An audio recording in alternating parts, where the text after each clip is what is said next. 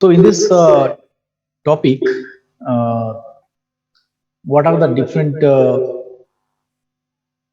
handling methods used for deadlock?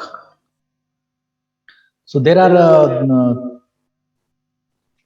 we can deal with the deadlock problem in any one of these three ways. The first way is to ensure that the system will never enter a deadlock state. यहाँ पर हम तीन अलग अलग तरीके से handle कर सकते हैं डेडलॉक को। पहला तरीका ये है, मेथड ये है कि हमें इंश्योर करना है कि कोई सिस्टम ये डेडलॉक में जा ही ना, never enters a deadlock state. अगर डेडलॉक में एंटर ही नहीं होगा तो डेडलॉक होगा कहाँ से? चलो, दूसरा मेथड ये है, allow the system to enter a deadlock state and then recover। तो पहले इसको क्या करना है, एंटर होने देना है, डेडलॉक में एंटर होने देना है, उसके बाद हम उसको रिकवर कर लेंगे। तीसरा मेथड ये है, ignore the problem and pretend that deadlock never occurs in the system. अगर डेडलॉक में आ भी गया सिस्टम तो हम प्रिटेंड करेंगे कि नहीं, डेडलॉक में तो आया ही नहीं, है ना। Actually most of the operating system, like including Unix, employs this particular tactic, that is ignore the problem and pretend that deadlock never occurs in the system। अब हो सकता है ना इंटर डेडलॉक में आए, कोई सिस्टम डेडलॉक हो सकता है वहां पे, तो प्रिटेंड करना है कि नहीं, डेडलॉक में तो आया ही नहीं। तो ये तीन मेथड जनरली अवॉइड करते हैं हम हैंडलिंग के लिए। लेकिन जब हम ये देखते हैं, इग्नोर करते हैं, ensure that the system will never enter deadlock system, so we can say that we can use this one of the three ways, that we can ignore the problem altogether and pretend that deadlock never occurs in the system। जो last वाला है ना, ignore and pretend that deadlock never occurs in the system, तो इसको हम कहते हैं deadlock ignorance. This is called as deadlock ignorance। Deadlock ignorance, what is this deadlock ignorance? ये ignorance, it is a very general term used in most of the operating system, that deadlock is the most widely used approach among all these mechanisms, that जब भी deadlock में आती है operating system, जो भी है processes deadlock में आते हैं, तो ऑपरेटिंग सिस्टम उसको प्रिटेंड कर देता है कि नहीं, डेडलॉक में तो आए नहीं है। So this is being used by many operating system including the Linux. So in this particular method or approach, the operating system assumes that the deadlock never occur। It simply ignores the deadlock। Deadlock को ignore कर देना है कि deadlock आए ही नहीं। So this approach is best suitable for single end user systems, where user uses the system only for browsing and all other normal stuff। तब ये तो काम में आएगा, लेकिन ये अगर मल्टी यूजर में है तो ये काम नहीं करेगा। हम प्रिटेंड कितना करेंगे ना, नहीं ये सिस्टम डेडलॉक में आए नहीं, how can you how much time you can ignore that? Windows है, Linux है, so mainly focuses upon performance। However, the performance of the system decreases if it uses deadlock handling mechanism all the time। ये ऐसे क्यों करते हैं, pretend क्यों करते हैं, या फिर हम कहेंगे इसको इग्नोर क्यों करते हैं? प्रिटेंड करना मतलब झूठ बोलना जनरली, और इग्नोर करना मतलब नहीं, हमारे पास तो कोई डेडलॉक आया ही नहीं। क्यों? अगर उसको परफॉर्म, ये विंडोज है या फिर लिनक्स है, ये किसके ऊपर ज्यादा से ज्यादा ध्यान देते हैं? परफॉर्मेंस के ऊपर। अगर डेडलॉक हैंडलिंग में ये टाइम अगर उसमें वेस्ट करे तो फिर यहाँ पे ये परफॉर्मेंस उसका डिक्रीज हो जाएगा। 1 आउट ऑफ 100 टाइम्स भी अगर आया डेडलॉक, तो उस 1 टाइम को भी अटेंड करना पड़ेगा ऑपरेटिंग सिस्टम को, तो उसका अल्टीमेटली रिजल्ट क्या होगा, उसका परफॉर्मेंस डिक्रीज हो जाएगा। And it is completely unnecessary to use deadlock handling mechanism all the time. So that's why this deadlock handling, this method, deadlock handling method, that is ignorance, deadlock ignorance, is used by many operating system, including that Unix operating system. ठीक है, और उसके बाद और एक क्या है फिर यहाँ पे, deadlock avoidance, sorry deadlock prevention. Deadlock prevention, इसमें ये allow the system to enter deadlock state and then recover, तो यहाँ पे हम इसको कहते हैं prevention, deadlock prevention. So deadlock prevention happens only when mutual exclusion, hold and wait, no preemption, and circular wait is hold simultaneously. हमने देखा वो इसके पहले जो चैप्टर हमने देखा था, पॉइंट देखा था, उसमें mutual exclusion, correct, then hold and wait in necessary conditions थे ना डेडलॉक के लिए। साइमल्टेनियसली अगर ये आती है या फिर इसमें से कोई भी एक कंडीशन या ऑकर होती है तो डेडलॉक वहां पे ऑकर होगा, तो ये प्रिवेंट करना है।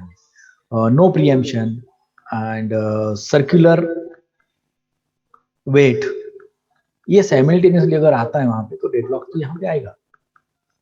If it is possible to violate one of the 4 conditions at any time, then the deadlock can never occur in the system. That is the deadlock prevention. ये deadlock prevention यहाँ पे ये 4 condition में से कोई भी एक कंडीशन यहाँ पे ना आए, मतलब साइमल्टेनियसली कंडीशंस यहाँ पे अपीयर ना हो। उसके बाद होता है डेडलॉक अवॉइडेंस।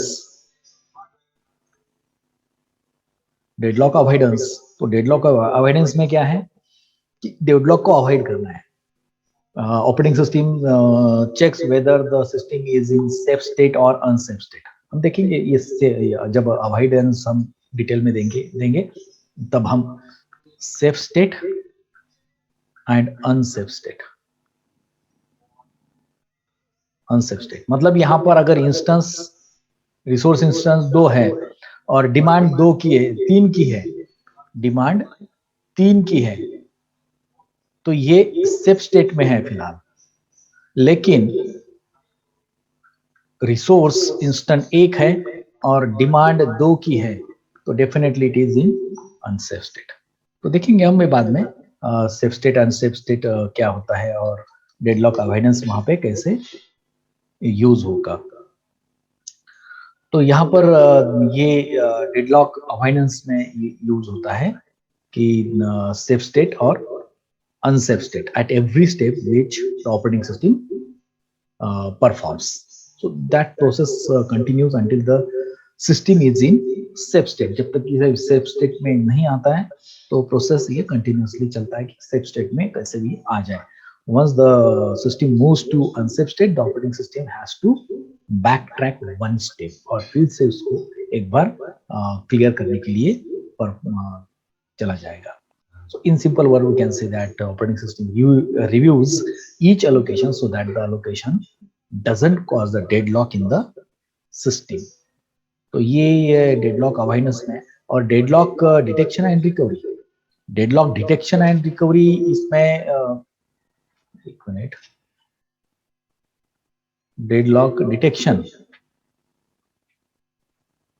and recovery, पहले डिटेक्ट करो एंड उसके बाद इसको रिकवर कर लो। डेडलॉक पहले रिकवर कर लो, सॉरी डिटेक्ट कर लो, उसके बाद उसको रिकवर करो। This approach is can say let the process fall in the deadlock and then periodically check whether the deadlock occurs in the system or not. If it occurs, then it applies some recovery methods to the system and get rid of deadlock.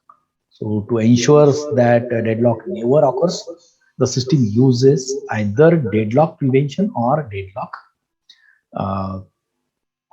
Avoidance. तो यहाँ पे prevention या फिर avoidance, ये दो technique यहाँ पे use होती है ये डेडलॉक हैंडल करने के लिए. Deadlock prevention provides a set of methods to ensure that at least one of the necessary condition cannot hold. कौन सी conditions है? वो 4 conditions है, ठीक है ना. तो ये कोई condition यहाँ पे नहीं आनी चाहिए.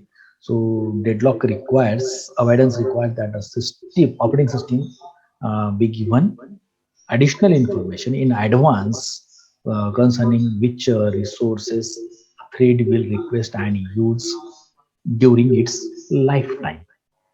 तो एडवांस में ही इंफॉर्मेशन यहाँ पे देना चाहिए. तो मैं एक सिंपल सा एग्जांपल देता हूँ कि एक बैंक है. इस बैंक में हमें इस यूजर को क्या करना है? अकाउंट ओपन करना है. अकाउंट ओपन करना है. यूजर क्या कर रहा है? यहाँ पे अकाउंट ओपन करने के लिए जा रहा है, ठीक है. अकाउंट ओपन करने के लिए जा रहा है, तो बैंक का जो कर्मचारी है वो क्या बोलेगा? Yes, you can fill the form, fill the information and also give some money to deposit into the bank. Okay, then account will open with the name of this user. लेकिन user क्या कहता है? मेरा account ही नहीं है यहाँ पे, तो मैं पैसे कहाँ जमा करूं? मेरा अकाउंट ही नहीं है, मैं पैसे कहाँ जमा करूं? बैंक कर्मचारी क्या बोलता है? पैसे जमा करो, फॉर्म भरो, पैसे जमा करो, आपका अकाउंट ओपन हो जाएगा. ये क्या कहता है? मेरा अकाउंट ही नहीं है, मैं पैसे कहाँ जमा करूं? चल रहा है डिस्कशन दोनों में, वही सेम रिपीटेशन ऑफ डिस्कशन. ये कहता है बैंक में पैसे जमा करो, ये कहता है मेरे बैंक में अकाउंट ही नहीं है, मैं पैसे कहाँ जमा करूं? पहले मेरा अकाउंट ओपन करो, फिर मैं पैसे जमा करूंगा. बैंक कर्मचारी क्या बोलता है? पहले पैसे जमा करो, मैं बैंक अकाउंट ओपन करके दूंगा. और ये कहता है कि मेरा बैंक अकाउंट पहले ओपन करो, मैं बाद में पैसे जमा करूंगा. दोनों अड़ गए. इसका भी बराबर है, इसका काम है, इसका भी बराबर है कि अकाउंट ही नहीं है तो कहाँ जमा करेगा पैसे? अकाउंट ही नहीं है उसका, तो जमा कैसे करेगा? तो ये यहाँ पर डेडलॉक आ गया. तो डेडलॉक आ गया, ठीक है. अभी क्या हुआ कि यहाँ पे हमने डेडलॉक को हटा दिया, डेडलॉक को हमने हैंडल कर लिया. यहाँ पे अकाउंट भी ओपन हो गया उसका, इस व्यक्ति का अकाउंट भी ओपन हो गया. ऐसे बहुत सारे व्यक्ति हैं जिनके अकाउंट यहाँ पर ओपन हो चुके हैं सपोज, ठीक है. फिर एक और कस्टमर आ गया यहाँ पे एक और कस्टमर आ गया. उसको भी क्या करना है? यहाँ पे पैसे निकालने हैं, उसको भी पैसे निकालने हैं, इसको भी पैसे निकालने हैं. ऐसे नंबर ऑफ कस्टमर्स, कितने कस्टमर हो सकते हैं यहाँ पे? तो ये तो बैंक के ऊपर डिपेंड होगा. सपोज 500 कस्टमर्स आते हैं और 500 कस्टमर यहाँ पे पैसा जमा कितना है हमारे? सपोज 5 करोड़ ये जमा है और नंबर ऑफ कस्टमर्स 5000 है और सभी कस्टमर ने अपना अपना पैसा निकालना चाहा, जो कि 500 करोड़ के ऊपर जा रहा है या फिर ऑलमोस्ट 500 करोड़ आ रहा है. तो बैंक पैसा देगी उसको, सभी को पैसा देगी? नहीं. वो क्या बोलेगी? You have to inform in advance so that we can manage the money, and we can withdraw that money. तो ये किस लिए? फिर से डेडलॉक यहाँ पे ना हो, इसलिए बैंक यहाँ पे ये पर्टिकुलर थिंग यहाँ पे अप्लाई करती है. हम उससे कहते हैं avoidance. Avoidance, deadlock avoidance, deadlock avoidance. तो यहाँ पर ये इंपॉर्टेंट है कि डेडलॉक अवॉइडेंस यहाँ पे हम next actually last part of this unit, that is the deadlock avoidance, deadlock avoidance. Okay, next यहाँ पे लास्ट पार्ट है ये डेडलॉक अवॉइडेंस। डेडलॉक अवॉइडेंस हम बाद में देखेंगे, अभी नहीं। तो डेडलॉक अवॉइडेंस के लिए फिर यहाँ पे इंपॉर्टेंट थिंग क्या है, you have to give the information in advance. Advance में हमें इंफॉर्मेशन यहाँ पे देनी रहती है, so that that operating system will manage that particular operations. Okay, so next is deadlock prevention. This particular topic, deadlock prevention. अब हमें तो इतना सारा तो पता ही चल गया अभी कि डेडलॉक प्रिवेंट कैसे होगा। डेडलॉक प्रिवेंट कैसे होगा, 4 कंडीशंस है ना, म्यूचुअल एक्सक्लूजन है, होल्ड एंड वेट है, इसके बाद नो प्रीएम्पशन है एंड सर्कुलर वेट है। ये 4 कंडीशंस है। तो म्यूचुअल एक्सक्लूजन इसका मतलब ये हुआ कि mutual exclusion not required for shareable resources, must hold for non shareable resource. तो ये म्यूचुअल एक्सक्लूजन वहां पे नहीं होना चाहिए, म्यूचुअल एक्सक्लूजन वहां पे नहीं होना चाहिए, तभी जाके डेडलॉक प्रिवेंट होगा। नहीं तो अगर यहाँ पे म्यूचुअल एक्सक्लूजन अगर होता है, then deadlock always occurs. So mutual section from the resource point of view is that resource can never be used by more than one process simultaneously, which is fair enough, but that is the main reason behind the deadlock, so that this no mutual exclusion should be there. यहाँ पे कोई mutual exclusion होना नहीं चाहिए, यहाँ पे mutual inclusion होना चाहिए।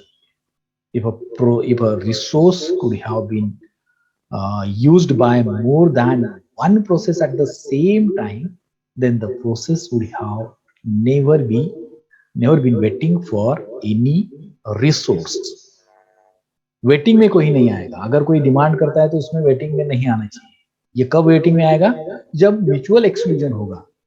म्यूचुअल एक्सक्लूजन इसका मतलब ये है कि साइमल्टेनियसली बारी बारी विदाउट प्रीएम्पशन ये प्रोसेस एग्जीक्यूशन करना, वैसा नहीं चाहिए हमें। हमें जब डिमांड होगी हमारी तब वहां पे आना चाहिए, तब हमें मिलना चाहिए रिसोर्स।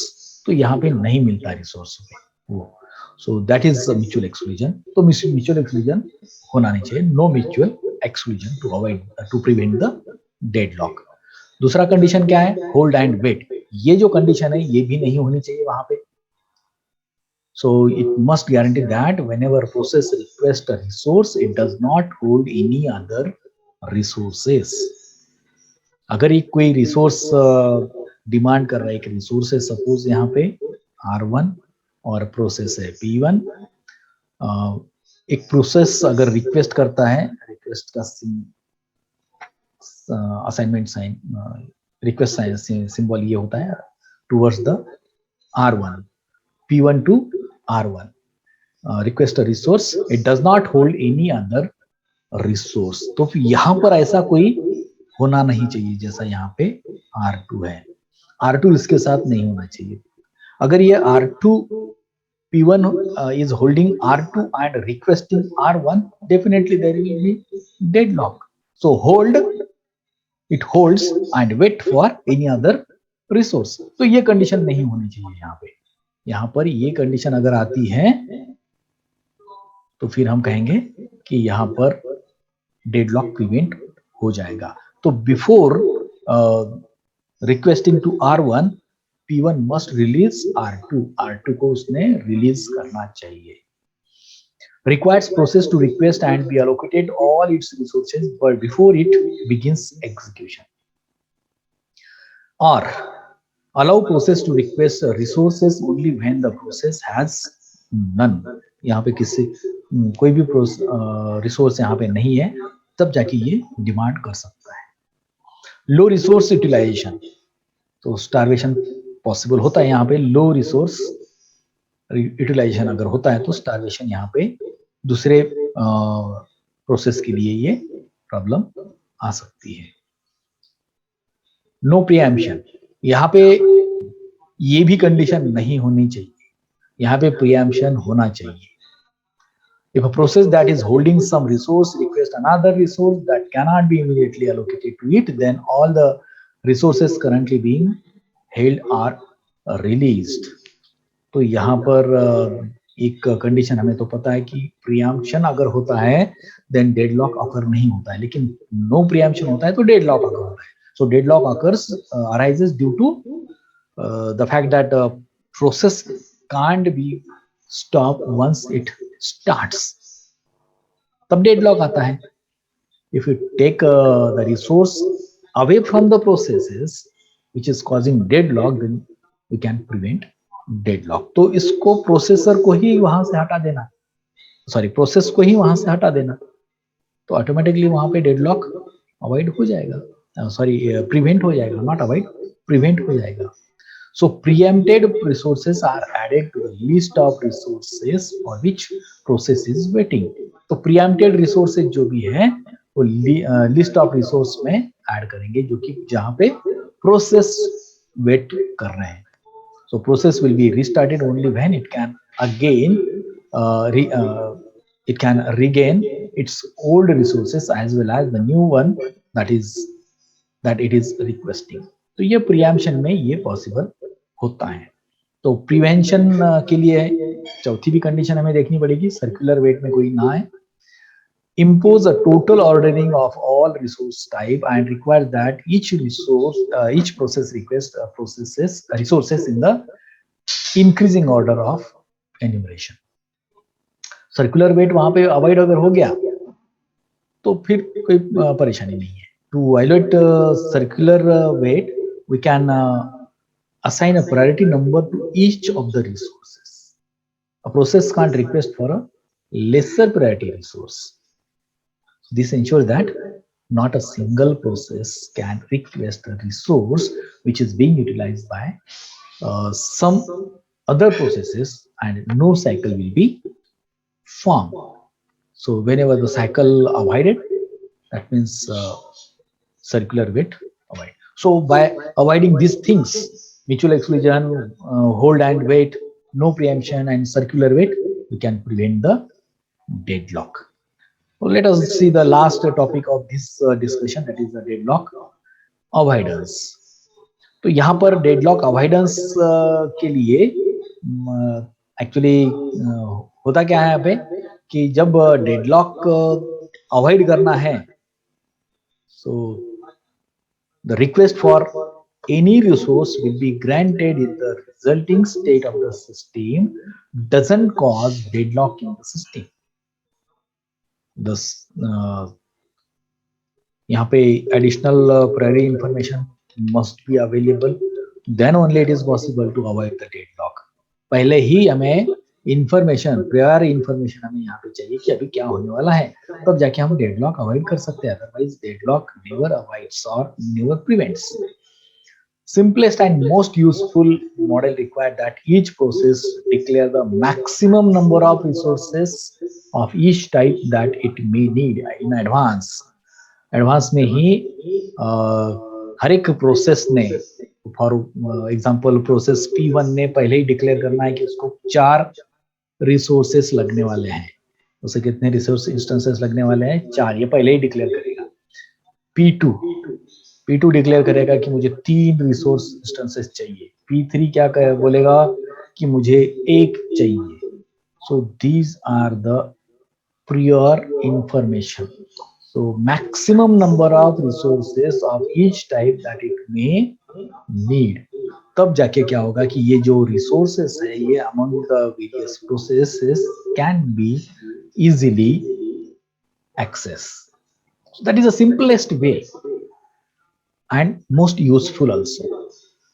डेडलॉक अवॉइडेंस एल्गोरिथम, यहाँ पे हम next time deadlock avoidance algorithm भी देखेंगे, that examine dynamically examines the resource allocation state to ensure that they can never be circular weight condition. Circular wait condition वहां पर नहीं आनी चाहिए, ये डेडलॉक अवॉइडेंस एल्गोरिथम वहां पे केयर करेगा. So the state of the system will continuously be checked for safe and unsafe states. So resource allocation state is defined the number of available and allocated resources and the maximum demand of the process. जैसा ये maximum demand है and number of available, और available की एक list भी होगी हमारे पास कि इस पर्टिकुलर टाइप का रिसोर्स कितना है हमारे पास. सपोज 5 है, यहाँ पे ये 3 है और यहाँ पर ये 2 है और भी कुछ है जो कि 6 है, जो P4 ने डिमांड किया है कि मुझे 4 चाहिए रिसोर्सेस टाइप. तो ये अलग अलग रिसोर्सेस है, ये R1 है, R2 है, R3 है, R4 है, और ये इसको चाहिए R2, इसको चाहिए R4, इसको चाहिए R1, इसको चाहिए R3.